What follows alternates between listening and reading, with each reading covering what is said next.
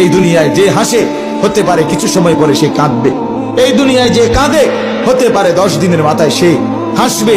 আজকে যে সুখে আছে কালকে হয়তো সে দুঃখে আছে, আজকে যে দুঃখে আছে হতে পারে কালকে সে সুখে আছে। দুনিয়া তো অবস্থা বদলায়। তিলকাল আইয়ামু নুদাফিলুহা বাইনান নাস, আল্লাহ বলেন আমি মানুষের মাঝে অবস্থা বদলাই দুনিয়ায়, কিন্তু আখিরাতে বদলাবে না। আখিরাতে কি হবে না ভাইয়া?